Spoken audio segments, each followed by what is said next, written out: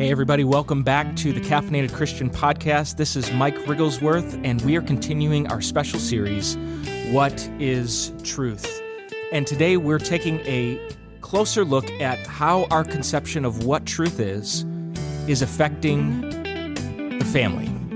All right, so if you're a parent, if you're a mom, if you're a dad, if you're a single parent, we hope you'll tune in today. We think that what we have to say will be of benefit to you. You'll learn how to best care for your kids spiritually and grow in your own faith in the process. We hope you enjoy it. Go. Ready? All right, everybody, welcome back to the What is Truth special series that we're doing here at the Caffeinated Christian. And today we're delving into a really critical topic. I don't know if anybody who listens to our podcast happens to be a parent, but I'm a parent. I have a 4-year-old daughter and a 1-year-old son, and I look at some of the things that are going on in our world today and the subjective, relativistic mindset that many people have adopted, and seeing the educational system, what we're going to be bringing our children into, how they're going to be formed to some extent by their teachers and things like that. And my wife and I have begun to have conversations around, okay, what does it look like for us to parent our children well in a relativistic culture? Right? In a culture that allows truth to be defined solely based on how you define truth to be. Right. Because we believe truth is ultimately rooted in the person of Jesus Christ. It's revealed in him. It's revealed in his word. And we can know what truth is because we can know Jesus. And we want to create the best possible opportunity for our kids to know Jesus, right? So we're going to get into that a little bit today, talk about some of the challenges and struggles. We'll look at some statistics that are out there right now that play into family. But before we do that, I actually want to start the discussion with you guys. So looking back at your home life, because we're all Christians here, right? Right. Yes. Yeah. Okay.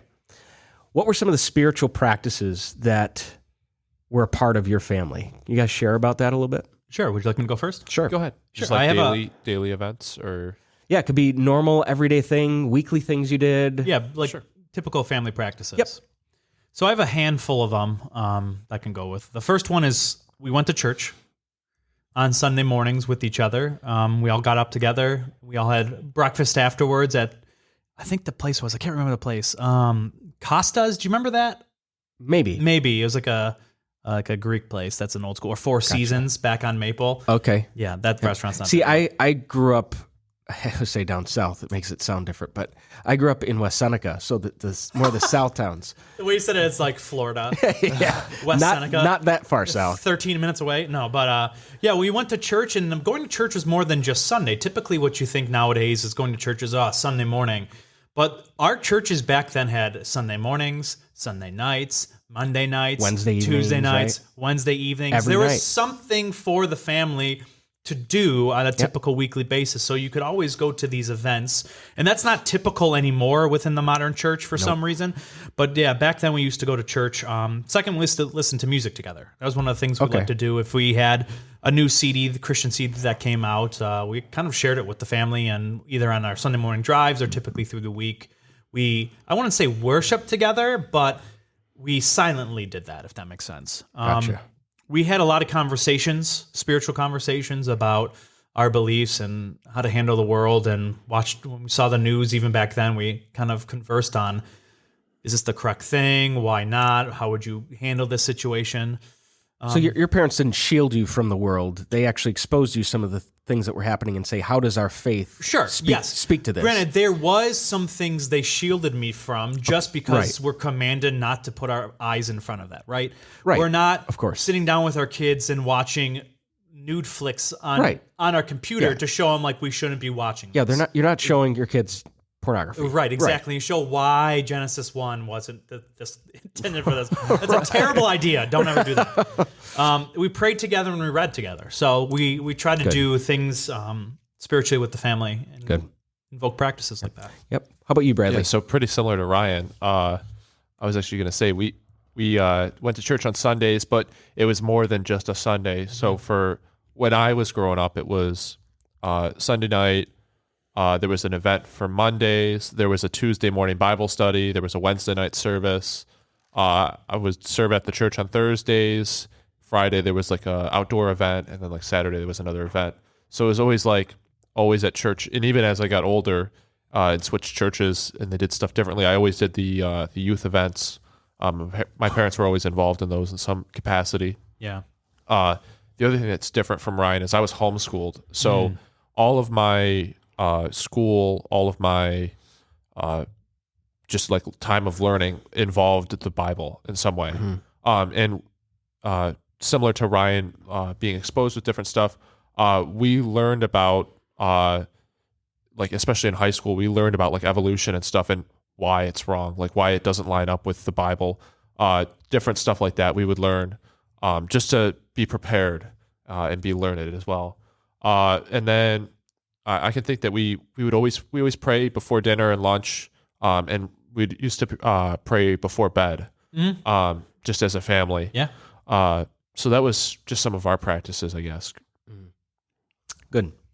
Yeah, for me, a lot of similarities. We did a lot of things together as a family. We, regularly we prayed together as a family. We ate together as a family, which some people don't consider that a spiritual practice, but I think it's a deeply spiritual practice when you're doing it in the right I'm so shocked way. at how many people don't do that. Or when they eat, all they do is eat in front of the TV now with your kids. Yeah, Yeah. it is. Rather, We had to turn off our phones and TVs. Yeah, it is a countercultural thing just to sit in the dining room, wherever you eat your dinner, kitchen, and eat and do nothing else. One of the things talk with one another. Sarah and I have established, granted, we still will watch, every once in a while we'll have those, like, we're just going to watch a movie and eat dinner right now. But 99.9% of the time, we literally, even though if we want to lounge on the couch, we set time for our dinner where we sit at the kitchen table, put everything away, and we talk about how our days are. Yep. And you need to practice that stuff. Right. Because it's really easy just to play on your phone and not give any attention to anyone else in your family.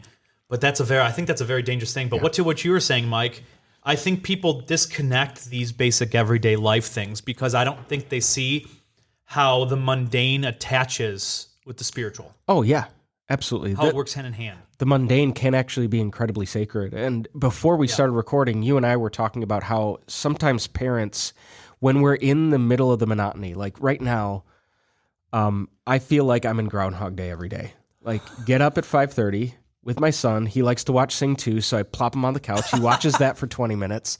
I go get coffee. Repeat Sing 2. Yep. I go get coffee. I start doing work for the day while he's occupied. Our daughter comes down shortly after my wife does and says, I want to watch something. So she wants to watch something. She wants to eat breakfast. And then my wife leaves with my son to drop her off at my mother-in-law's. A little while later, I leave with our daughter to drop her off at school. I come to work. I do my thing. I go to pick her up, bring her back home. My wife comes shortly after, and it's lather, rinse, repeat. So it's easy to get caught, I believe, in the mundane where you're not considering how your everyday actions, what you're doing or not doing in front of your kids, how deeply it matters, how important it is, because they're watching you, they're looking to you as a spiritual guide, no matter how much or how little you may consider yourself to be one. That they see you as that. They're looking to you for that. So that's just something that I've noticed. Now, next question I want us to talk about is this. And as we answer this question, I'm going to get into some data that's come out from the Pew Research Center as far as what's unfolding in the family unit. It's something that I believe is being affected by the relativistic worldview that our culture has by and large adopted. But the question is this: how is the relativistic worldview, this subjectivism that many people have, how is it impacting the dynamics of the family? What do you see happening? Want me to go first? Sure. I got a handful of these. First is there's a vast difference between what I think the elders understand today's morals to be with, say, like the millennials or Gen Z. So I think the relativistic world, when it comes to moral relativism, has vastly changed which then hinders the conversation between the youth and the adults. And trying to pass down wisdom becomes harder, right? Because that's your subjective standpoint. And it's not Right. it's not absolute or objective in any sense. So I think the conversation of what is right or wrong, good or bad, and how we need to focus our life, of the wisdom that should be passed down, is not being passed down anymore. So that's a huge thing that's affecting parents to kids or grandparents to grandkids that we need to take in consideration. The second is how children are being raised. I look at some of my older siblings who have kids and seeing how they raised their kids versus how I was raised, and I would make arguments that how I was raised is greater in some aspects. And let me give you an instance. Movies, video games, kinds of things the kids see now. Social media, technology has dramatically changed, and I think has caused severe problems within the worldview of younger kids today. Third, I think we have in our Gen Z and our millennials a very what they call an agnostic worldview, where we doubt that we even have ability to know things anymore. And just look at the COVID pandemic. This fake news. Perfect example. Fake news. We now live in a world that's relativistic because a lot of people believe we can't know, but what we can know is what we prefer. And so we go off of things such as that. I like that. What we can know is what we prefer. Yes, exactly. We're able to know that for some reason. Exactly. And lastly, by definition, what is a family? What are parents? Yep.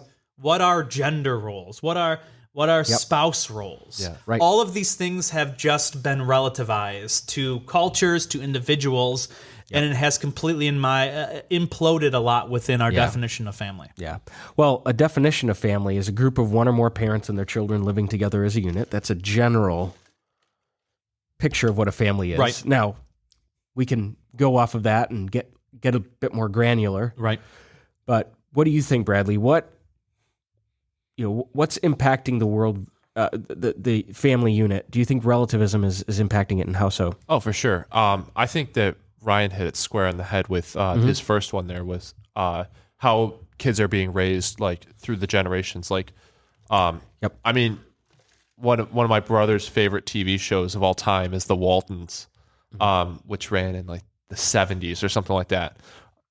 That's a good show. It's a good show. Yeah, that's a good show. It's a great show. But if you look at how their family is being raised, like it's the grandparents are living with the family, and they're helping the parents and instructing the parents on like ways that they can improve, or they're just being a comforting hand to the kids. And they're not necessarily raising the kids, but they're instructing the kids in their wisdom. Yeah. And I think that's something that's sorely missed, is like, once you become a grandparent, like you can just retire and do whatever you want. Whereas like back a few years ago, it was just like the grandparents were actually a part of the family still. And it wasn't just like, oh, we'll see grandma at Christmas.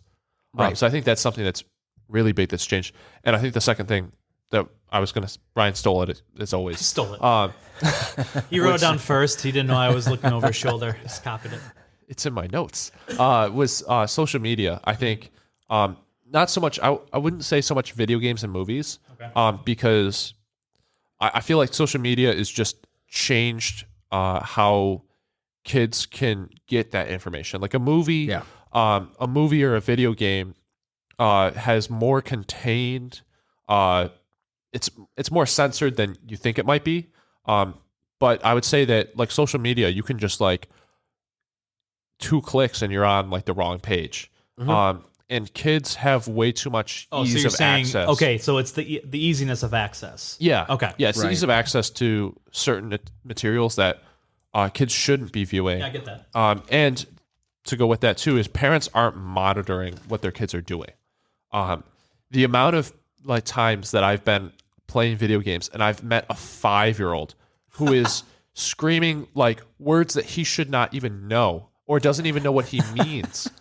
And like just screaming them is ridiculous. Oh boy. And like I always think like, where are your parents? Like, what are you doing? Yeah. And like this game is rated M, like 17 and up. And you're 5 years old. What do you like? When parents fall into this relativistic culture too, it's all about them. And so, do you know what? Whatever entertains the kids, so I have more me time. Yeah, I'm going to allow them to do. And then if you let the world train your kids, you're going to get worldly kids. And I think to go with that too is like, you know, as a parent, they're like, oh, I would have liked to do this when I was a kid, so let me just let them do it. They don't realize like there were reasons why you weren't allowed to do that as a kid. Right. Oh, yeah. Yeah, and if we're not willing to be proactive in discipling our children, the world is happy to do it for us. But you will not like the results. Right. You will not like the results. And so we're seeing that happening more and more. Even in Christian families, the world is doing a far better job of discipling kids than the parents are, right? And so I want to give us a picture of where things are just from the standpoint of data. All right, so... And I'll get into my answer to this question a little bit here. And this is research from the Pew Research Center. They found that 62% of children living with two married parents, it's statistically the most common, but it's still low, it's down. So it's 62% of all families that they researched. It's down from 87% in 1960. Wow, okay. 15% of kids are living with parents in a remarriage. So that makes up roughly 1 in 6 families are in a remarriage scenario. That means the other 5 make up kids who live in single-parent families who are either divorced or never married, or they live with their biological moms and dads, who may or may not be married. Right. We don't know. 7% of children living with parents who are cohabitating. So you know that's what they're saying. Right. Only 7%. I think that statistic's underreported. Okay. Say 7% of the couples whom I know were married and had kids, you know? So I think that number's kind of low. One-parent families sits at 26%. That's up from 9% in 1960. Jeez. So just think about that for a second. So our worldview, how we see this world, what we believe to be true, is having an impact. It has to be. It has to be playing into these statistics, right? So now, the big question that I have in my mind, and I agree with everything that you guys just said. I think that there is an under monitoring that parents, they're overall just disengaged. They're disconnected. They can be in 2 places at once. They could be in one place physically and another place mentally. Right. And if they're in one place mentally and they're with their kids physically, they're not parenting. Right. They're not parenting well. And I've even noticed this in my own life, that my child will act out. She will behave differently if I spend a lot of time on my phone. I've had to adjust my habits. And my son won't even put up with it. He smacks the phone right on my hand. You know? Well, I can actually personally attest to that. So my dad, for his job, would have to occasionally, he's actually out of town at the moment. But when I was younger, it was more severe than he is now. And so he wouldn't be home for like a month. For 1 year, it was like he was home for 3 weeks. And the negative impact that it had on my brothers and sisters, as well as me and my mom, was tremendously noticeable than when he was home. And so, like, I mean, if a parent doesn't have to be necessarily absent from the house to be absent. Right. They could be absent just as much as your dad was that 1 year, if not more, because of the digital age we live in right now. Yeah, because, I mean, for us, it was, hey, dad has to do this because of work. Right. But if dad was just on his phone and didn't care, it would send a completely different message. Yeah. At least you knew your dad cared. Yeah. He would be with you if he could. Yes. Yeah. Right. Yeah. So I want to shift into another question. So the question is, what does it mean for a family to be healthy? And that's in a holistic sense, relationally, emotionally, spiritually. And how do mom and dad go about fostering this? And I'm going to let you guys talk on this, but before you do, I want to give another statistic that I find rather troubling, but I think we need to hear it. The Fuller Youth Institute, they estimate that 50% of high school students that are actively involved in their churches. So actively involved means they're there at youth group, they're there on Sunday mornings, they're in Bible studies, they are all in, will walk away from their faith sometime after graduation. That's 50%. 50% of the fully engaged ones. That's not including the ones who are nominally Yeah. engaged Yeah. or totally disengaged. So that's staggering. Mm-hmm. That's staggering. So this is not they stop attending church. And this is actually saying, just to be clear, they altogether deconstruct from the faith that they were raised with. Right. That's what Fuller Institute is estimating. So it is more important than ever that parents are fully engaged with their kids. Right. All right. So what do you guys think? Based on these statistics and based on what you've experienced in your own upbringing and the interactions you have with people, Yeah. what does it look like for you guys to cultivate a healthy family? Yeah. Can I go first on this? Yeah. one? Can I add one statistic Sure. to Mike before you answer? Sure. And so I had brought some statistics about Gen Z because that's what my research is in for Right. the doctorate program. And what you said about 50% leaving their faith, right? Mm-hmm. Let me give you some statistics on Gen Z. And one in particular that I brought up, and I'm doing a little advertising for the need for apologetics here. Mm-hmm. This is according to One World, Alpha, and Barna, all those studies, right? 30% of Gen Z think it is impossible to know for sure that God is real. They have no idea. But 78% still believe in God. So there is this monster gap of over 40%, which is roughly 50%, that when they actually, where the rubber hits the road, they fall away because Yep. they hold on to this belief, Yep. never actually truly knowing that because they believe it. It's just they believe it because they believe it, and they don't know for sure that is the case. So I thought that was a very interesting Yep. correlation between some of my research and what you just said. And I want to do a plug for apologetics of, I think a lot of the relativism that stems into families because, and I'm going to let Bradley after I say this comment, I do not know how solid or spiritual families actually are. Right. Right. And Dr. White says this about the younger generation, perhaps the most defining mark in terms of spiritual life is their spiritual literacy. And so I think that has a heavy play into how spiritual the family is, the spiritual Right. literacy of us believers, understanding how we are to raise a family. So Right. Yeah. Oh, so I was going to say Sorry, that was too long. before. Yeah, it was really long. I was actually going to say before Ryan started there that I think that the biggest issue with the modern family and families as a whole that are related to that stat of 50% of kids falling away from faith is mainly that parents today and families today don't know how to be structured. Yep. There's a lot of, off the top of my head, I can name like at least 30 families that are not a traditional family structure that have more than 2 kids. Mhm. Whether that's a single father, a single mother, 2 people that are not married, recently separated, anything like that. There are so many of them. And I think that... is this just believing and non-believing, or are you talking about I'm talking just believing. just believing? Okay. Yeah. And I think that partially it's the church's fault for not getting more involved in family. Right.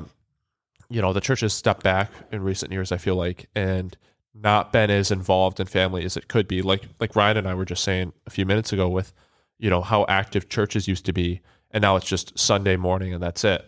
Mm-hmm. There used to be events that would be centered around family. And I think that a lot of the times people are biblically illiterate on how a family should be structured in God's law. And I think that's kind of a major contributor. The other thing that I like to point out too is I think that there's not an incentive to be a part of a family as much as there used to be. And not that there isn't an incentive there, but I think that people today have false expectations on what a family should be or what a family could be or what a family is.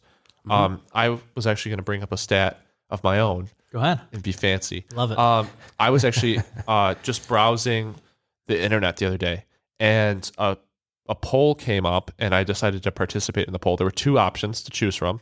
There were over 500,000 votes. Wow.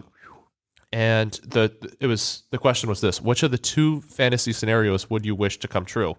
So number one would be that you get married, have kids, and you have the dream scenario of a family, or on the spot you receive $500,000.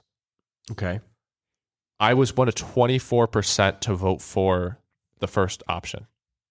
More people wanted the $500,000. $500,000 right on the spot. And I think that kind of speaks to the way that people don't really value what a family actually is. They don't value that you get to raise up the next generation of people that get to make a difference on the world. They don't see the need to have a lasting relationship or any relationships at all. And I think that's causing more damage because the foundations are bad. Yeah.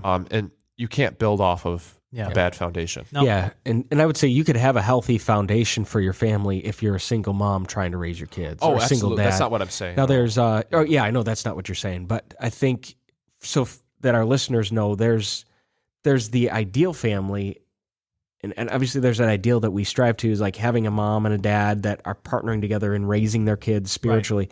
Right. But you could be healthy and not have that ideal family structure. Yeah.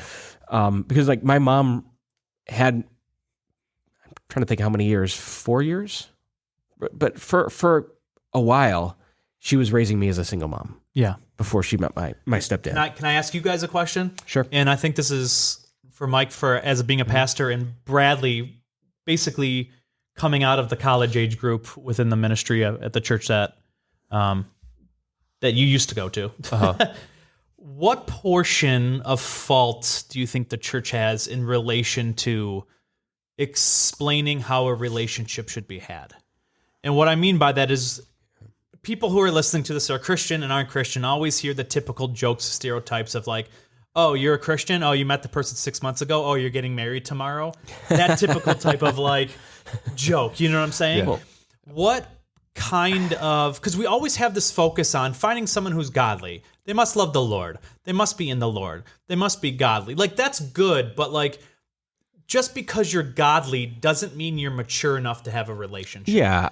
And so do you think there's a large portion, especially within Bradley, my generation and underneath to where Bradley is, of... I'm a part of your generation, buddy. Are you? Yes. What year are you born? Just barely. 99. Okay. Yeah, he makes the cutoff. I make the cutoff. Depends what... Barna says Gen Z is 1999 to 2015. I can sit on the council, but I'm not granted the rank of master. Okay, fine. We'll give you. We'll let you sit on the council. I like that. Okay. But what percentage of fault do you think it's because we haven't trained to understand, like, hey, relationships go to families, and we need to stop focusing more on what a healthy relationship looks to, hey, there's an after effect of this dating, and it's a family. Yeah. And it seems to me, especially in the youth groups that I teach at, all they focus on is relationships, not how to have a family after the fact. Yeah, and I think that's part of the problem. There's an overemphasis on the wrong thing. Right. Okay. I think there's been an overemphasis on the wrong thing in the church. There's been so much emphasis on finding a godly spouse today. Like, there's pressure placed on people. Find a godly spouse that you're going to be able to spend the rest of your life with. Ignoring the fact that God might call you to signal this. Yeah. God might not call you to have a family. Mm-hmm. Jesus didn't have a family. Well, I mean, he was, obviously he was a baby. Like, he was part of it. Right. He didn't have a wife. He didn't have kids. Paul, some believe he was married, at one point, but during his ministry, he was single and remained single. It was the thorn in his side. Oh, dang. Oh, that's brutal, Bradley. I'm sorry. But to say that this is the one thing that you need to do to live out God's purpose for you, I think is very, very limiting. Right. And I think that's done a disservice to people. And I think we need to teach a fully orbed theology of relationships with people. Like, the church hasn't really done that. Yeah. Yeah. And to what Ryan was saying with that college ministry that I went to, I don't think I ever heard a sermon or any teaching on marriage ever. Even other youth groups that I've gone to, I don't think I've ever heard anything on marriage.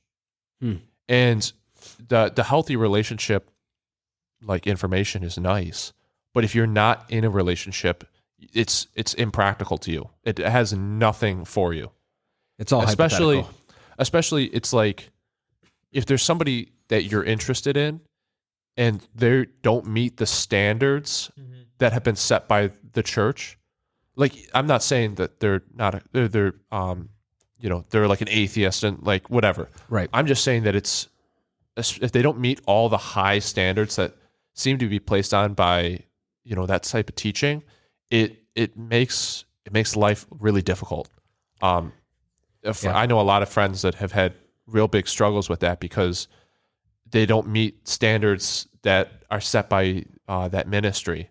And the other thing I want to say is that a lot of those relationship ideals and everything like that fail to live in reality. It's not rooted in like struggles. It's not rooted in anything. It's just, hey, this is how to have the greatest time of your life. It's very prosperity gospel almost. Right. Like if you do this, this, and this, you have the perfect relationship, and relationships aren't perfect. Right. And I think that really speaks to how failed it is. Oh yeah, for sure. And so to get back to people who do have families of their own and they're asking some of those questions and they want to nurture their kids in the faith, and I do think to some extent the church has a responsibility and has a role, but I would say mom and dad have a far, far, far greater role and greater impact than any teaching of the church will ever have. Right. So as parents ask the question, how do I nurture my child or children's spiritual life in a way that yields the best possibility of them coming to Jesus? I would give them one word: grace. Grace. Parents that nurture grace in their relationships, in their family, they tend to be healthy. And one thing that you've probably noticed in the relativized culture we live in today, that we now live in a grace-impoverished society. But a family that knows how to give and receive grace is going to stand out as a channel of the kingdom in a culture that's increasingly graceless. So a single mom or dad can adopt a grace-filled parenting model. A remarried two-parent family can adopt a grace-filled model. And I would say that trusting in God's grace has a few components to it. And so I want to give these. I'm a pastor, so I like to make really big points, right? Yeah. So to nurture grace within your home, number one, you have to trust in the sovereignty of God. Right? If you truly believe God is in control, that he is good, that he is loving, that he's faithful, and he's kind, and he presides over all things, that also includes your kids. So don't try to program them or force them into an evangelical Christian mold against their will, right? Our kids have a will of their own. They have choices of their own they need to make. Now, when they're really, really young, you make a lot of choices for them because they make dumb ones by themselves. They just do. Like, our son would be dead by now if we didn't, we're really intentional with him. And the truth is, by overprotecting our kids, which Christian parents tend to do, essentially we're saying, number one, either I don't trust God as sovereign, I don't believe he's in control, or two, I don't trust he is good. I actually think he has malevolent intent for my child. So we're communicating one of those two things based on how we parent our kids. Yeah, and your kids are taking it as, we don't trust you as well. Yep. It's really interesting to say, like, I have a better strategy than God. Yep. We place ourselves in God's very shoes. Strange sort of thought process. Yeah. And I've been reading a book. I believe it's called Raise Them Well. It's a really, really good book. It came out recently from InterVarsity Press. It's got a practical step-by-step guide on how to raise your children through the various stages of spiritual development, based off of James Fowler's research. I don't know if you're familiar with him, but he's done a lot of research in child development and spirituality. But in that book, it says, Scripture's clear that a relationship with Jesus is initiated by God. That's found in John 6:44. And the part that parents play is doing everything they can in their power to amplify the knocking, right? We play the part of opening the door to God's knock, right? That's when we come to Christ. We can't open the door for our kids. We can amplify the knocking so they will open the door themselves. I like that. Yeah, I thought it was a really great analogy because God is ultimately the one who initiates the work in their life. We can partner with him in that. And how do we partner with him in that? Well, we trust him first and foremost. Right. And second, we pray with our kids.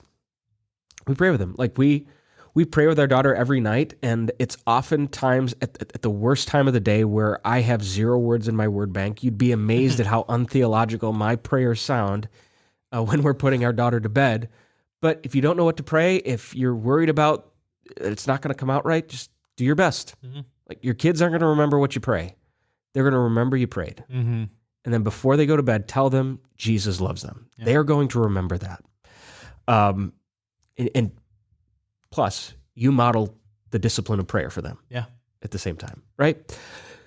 Second thing, read them Bible stories. Jesus Storybook Bible, great resource to begin instilling biblical literacy and showing kids who the characteristics of God. Comes back to some of the things you were saying, right? Yeah. The third thing that I would say is this: maintain an openness to questions.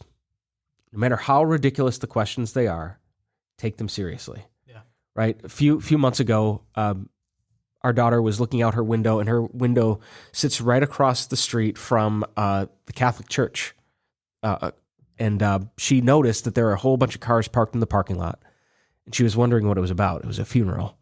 And so we were saying, well, it's something called a funeral. We explained what that is when somebody dies. And so that opened up conversations around what death is and why God allowed it, all those types of things. It's massive, deep theological questions coming from a 4-year-old, right? And even if you don't know the answer to the question, don't shut them down. Say, that's a really good question.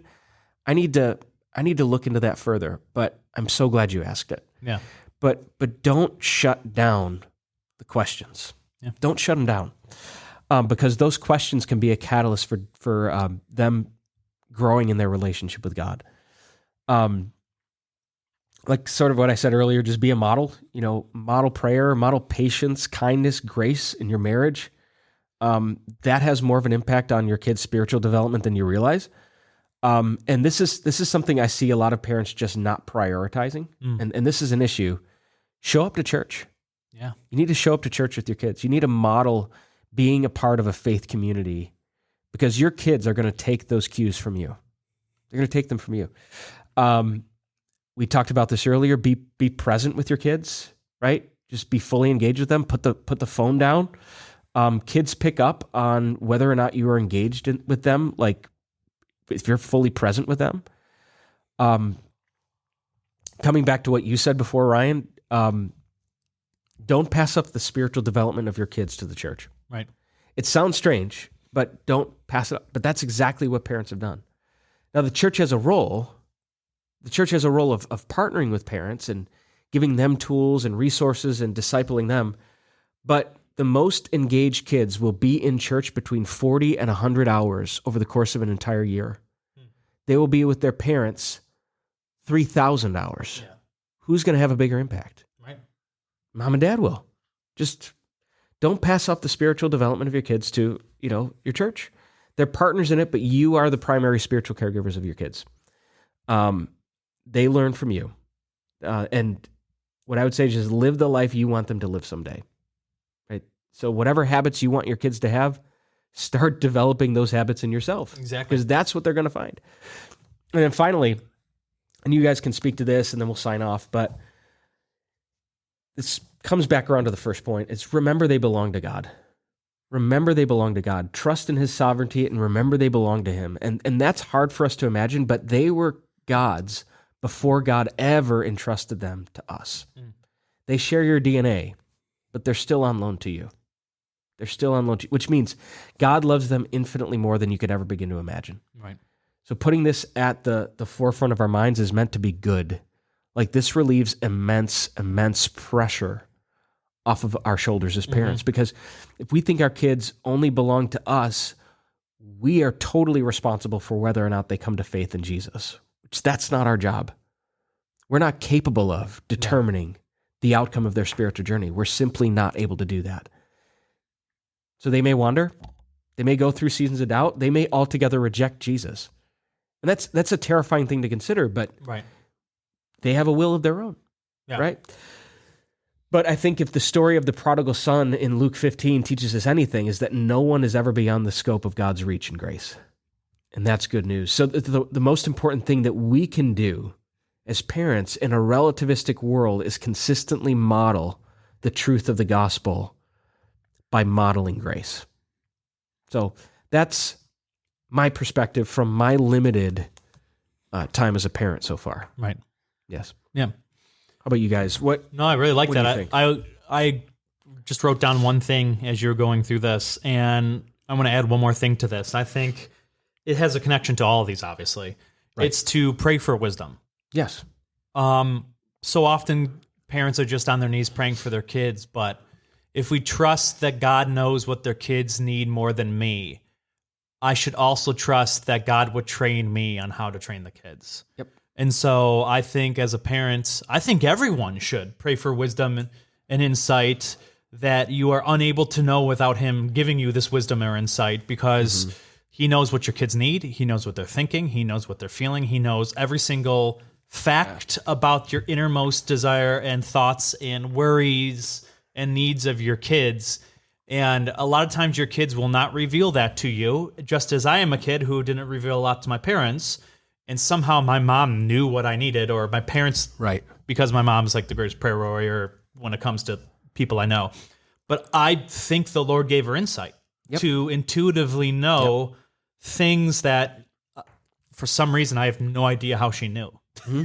Yep. And so if the Lord knows everything about your kids, I personally trust that he'll give me insight to what the kids need, independent of the kids coming to me for that. Yeah. So I think we need to learn from the Spirit as well on how to raise your kids, and that comes through praying for wisdom. Yeah, and an additional thing that I would add to what I said too is to practice the discipline of patience. Yes. You know, there's a reason why that's listed as the fruit of the Spirit in that cluster of different fruits.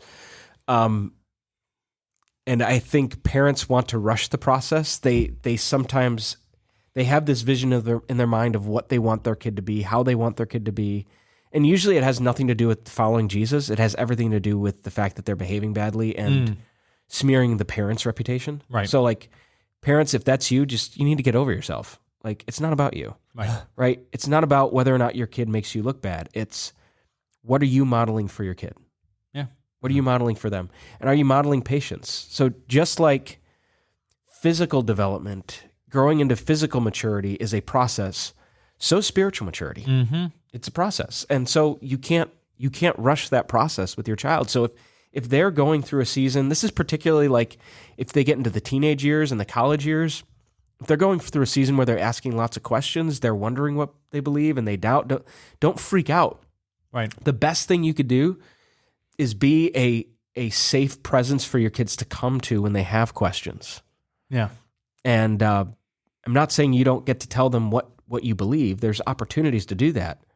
But if they know they're coming back into an environment where they're just going to get the gauntlet laid down on them, they ain't coming to you. Right. They're not going to have the conversation with you. But if you cultivated that environment where you are a safe presence, where they know they're going to receive love and grace and forgiveness and kindness, no matter what they've done, that opens up immense opportunities for you to speak to them regarding the gospel. Right. So, yeah. And that's the pot calling the kettle black, because I am not the most patient person in the world. Can I do the uncomfortable one? Sure. Okay. To go with that though, I would say practicing godly discipline. Yes. And I don't mean just like so much as get the ruler out, you're bad. You know, The ruler has Bible verses on it. I'm not against spanking. I'm really not. I'm not either. But I would say also like being able to say no to certain things that are of the world in a godly manner, and not just so much as no because I said so, but no because this is why. Yeah. You know, doesn't work so much for the younger kids, but like I mean in middle school when my parents started to say like no because it usually reinforced like, hey, this is something that I should keep an eye on and make sure that I don't do that in the future because of this. Yeah. And even our daughter, when she's 4, if we're telling her not to do something, she will ask why. And if we give her a good reason why, Sufficient. she'll be like, oh, okay. Yeah.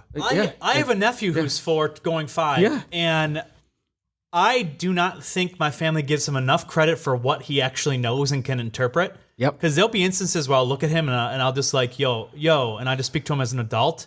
And he goes, okay. Yep. It's like he knows what I just said. Yep. And sometimes he's like, well, he's just a kid. I go, but he just interpreted that correctly. Right. Like, we got to give him more credit. Yeah. Where credit is due. Well, yeah. And I think we sell our kids short in terms of what they're able to grasp. Mm-hmm. Yep. Like one of the things that's mentioned in the Raise Them Well book that's fascinating is like, don't think that your infant can't have encounters with God.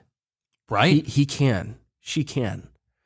Absolutely. Well, Christ says, if any one of you distracts or takes one of these, like you might as well put a milestone to your foot and jump into the ocean. Yeah. And that's assuming that these children can draw near to Christ and understand him. Yep. Because if they can't, how can you then stop them from coming to him? Yep.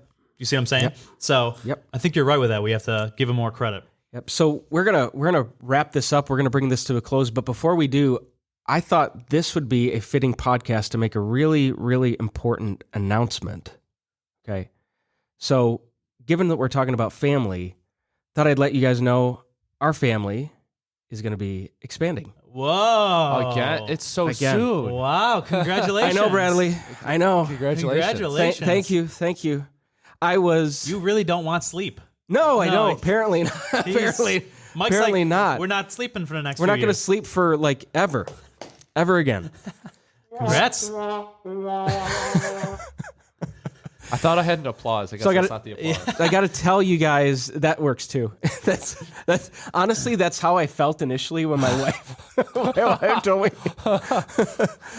But I'm doing dishes in our kitchen, and my wife's in there with me, and we're talking and wrapping up dishes, and I get a text, and it's from her, and I look at the text, and it's a picture, and like we had all just gotten over having COVID. And so she sends me a picture of a strip with 2 lines on it. My first thought is, oh no. Oh, she got COVID again.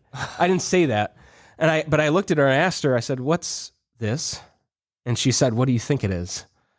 And sure enough, it's Wow. another baby. Congratulations. Yeah. All the dishes were broken after. No, I'm just kidding. Yeah. Come on. It better be another boy. Actually, we're hoping for a girl. Oh, wow. Yeah, we're hoping for another girl. Nice. We'll see. Do you have a name picked out? You can't share it. Potentially. Okay. We'll see. I'm calling twins. It's not twins. What would you No. do We got if a- it's we like got a- we got an ultrasound. quintuplets? Ooh. Boy, I don't know what I would do. Wow. That'd be rough. Ask for a raise. Yeah. So we're on the journey. That's if great. If you guys, you have 3 kids, we're joining the club. Wow. Hey guys, thanks again for listening to What is Truth? Be sure to come back next week as we explore truth in spirituality. You're definitely not going to want to miss it. We'll see you next week.